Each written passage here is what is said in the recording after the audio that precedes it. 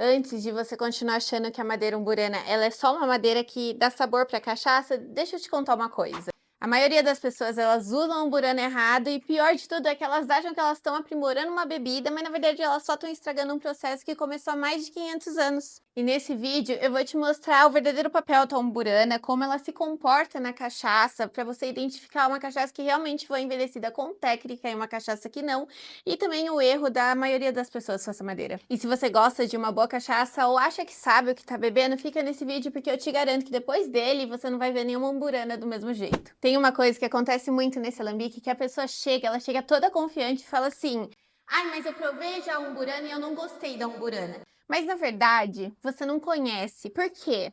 Porque você não provou a minha umburana. Isso não é competição, isso não é arrogância.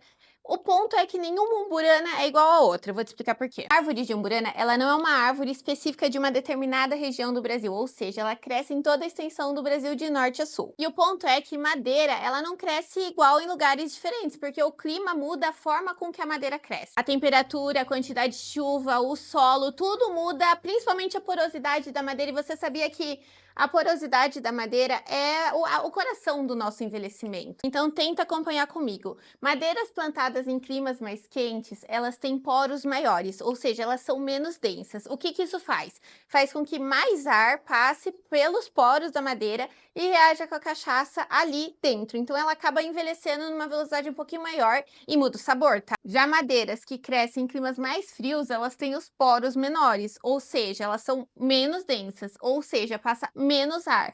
E ela envelhece mais devagar, porque a reação com o oxigênio é mais lenta. Vocês conseguem entender? E isso pode ser duas umburanas com envelhecimento diferente. E não basta só onde a madeira cresce no Brasil, que muda a porosidade, a forma com que ela cresce, mas também depois disso ela vai para onde? Para a mão do tanoeiro. E daí como esse tanoeiro trata essa madeira? E aí na mão do tanoeiro entra o universo de possibilidades. Então, por exemplo, a tosta, você queima ou não queima o barril por dentro? Isso é muito importante porque vai te dizer qual o nível de liberação de sabores e aromas do barril e quais são eles. Então tem a tosta 1, 2, 3, 4 e tem a 0 também. Também tem o tamanho das aduelas, que são essas coisinhas aqui que colocam em volta do barril para ele se manter encaixado. O formato do barril, que ele pode ser um barril deitado, também pode ser um barril em pé, mas o principal é o tamanho do barril. Um barril de 200 litros, que é o tamanho que a gente usa normalmente aqui no alambique, ele envelhece a cachaça de uma maneira muito mais intensa do que um barril de 700 litros. E você sabe por quê? Porque a proporção da quantidade entre madeira e cachaça muda para esses dois. Então, um barril de 700 litros, ele tem pouca madeira para muita cachaça, porque é um barril só e tem 700 litros de cachaça lá dentro. Já o barril de 200 litros, ele já tem menos cachaça para a quantidade de madeira. Vocês conseguem entender isso? Então, a superfície de contato da cachaça com a madeira, ela acaba sendo maior aqui e acontece um envelhecimento mais intenso. Além de todos esses fatores que são determinados no preparo do barril, também tem quando o barril vai para o alambique, gente, ele não é usado só uma vez na produção de cachaça, né? Então, quantas vezes esse barril foi usado? Você sabia que um barril novo, ele passa muito mais da cor e do aroma da madeira para a cachaça?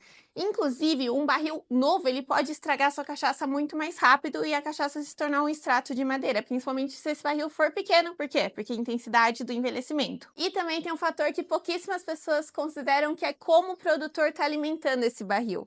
Por quê? Porque cada produção gera um sabor de cachaça. A cachaça, ela não é uma bebida neutra, ela não é uma bebida retificada, como, por exemplo, a vodka. Ela pode ser bidestilada, o que torna ela mais neutra, mas normalmente ela é destilada só uma vez. Então, cada cachaça tem um sabor de acordo com o preparo da terra para o plantio da cana, de acordo com o tipo de cana que você usa, de acordo com a sua fermentação, de acordo com a quantidade de limpeza da cana, do processo todo, de acordo com o clima que você tá, de acordo com a sua destilação, de acordo com o formato e tamanho do seu alambique. Então, cada cachaça ela vai ter um sabor diferente. E esse sabor ele vai reagir também ele vai agregar ao sabor da umburana. Então, como que você tá alimentando? Como que a sua cachaça é feita antes de entrar nesse barril? E não só como que a sua cachaça é feita, mas qual a graduação alcoólica da sua cachaça. Por quê? Porque cachaças mais fortes, elas vão extrair mais cor, aroma, sabor do barril, e cachaças mais fracas vão extrair menos. Então, a cachaça, ela pode ser entre 38 e 48% de teor alcoólico, certo? Só que você não precisa respeitar isso quando você coloca no barril, você precisa respeitar isso na venda. Então você pode colocar uma cachaça dentro do barril com 52% de teor alcoólico e depois padronizar ela, não tem problema nenhum. Aqui as nossas cachaças, elas entram no barril já com a graduação alcoólica que a gente vende, então é em torno de 43% de teor alcoólico. Além de tudo isso, o clima, ele não só interfere no plantio da árvore que vai gerar o barril, mas ele interfere também no ambiente de envelhecimento. Então, em climas mais quentes, a cachaça vai envelhecer mais rápido, porque os poros vão abrir, a cachaça também tem uma temperatura maior e ela vai absorver mais aromas, sabores, tudo da madeira. Em climas mais frios é o contrário. Aliás, uma coisa importante, tudo isso que eu estou explicando sobre umburana, ela só faz sentido se ela já entrou no barril como sendo uma cachaça feita de uma forma respeitosa com o processo, desde o plantio da cana até o engarrafamento. Tem muita bebida aí que só carrega o nome de umburana, mas ela não carrega a alma de umburana, é tipo um cosplay de umburana, entende? Então, se um dia você quiser experimentar uma umburana de verdade, daquelas que contam a história da bebida, eu vou deixar o link do nosso site aqui na descrição.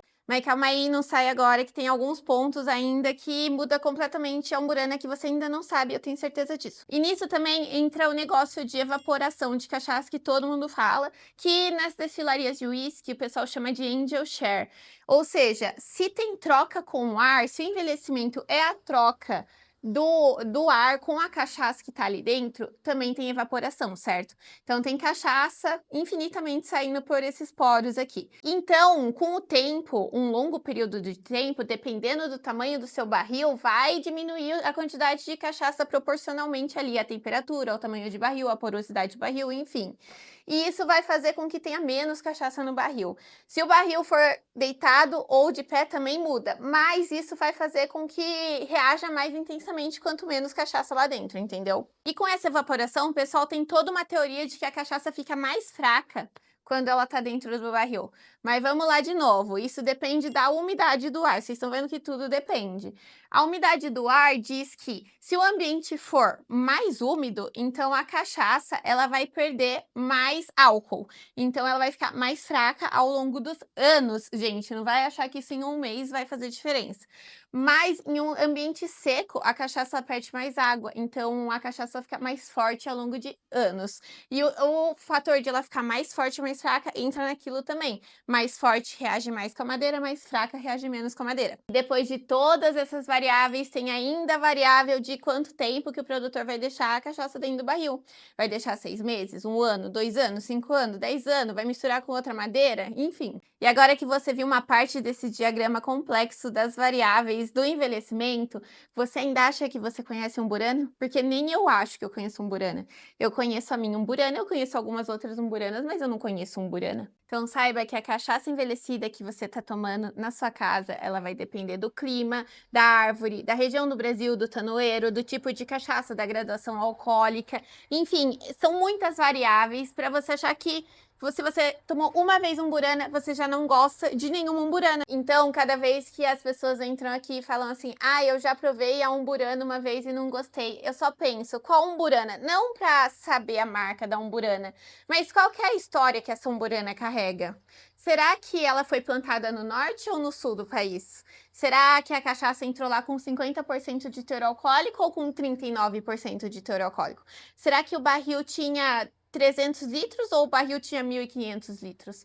São coisas a se pensar, não é mesmo? Se esse vídeo te ajudou a entender melhor sobre a umburana, não esquece de deixar o like, se inscrever no canal, ativar o sininho. Assim o YouTube entende que esse conteúdo aqui, ele é legal e começa a entregar para mais cachaceiros. E se você ficou curioso para provar a nossa umburana, que ela é feita com todo respeito à tradição e também à madeira que está envelhecendo, o link da loja está aqui na descrição, agora vocês podem ir lá. Então, obrigada por estar comigo nessa jornada de cachaça e eu te vejo no próximo vídeo.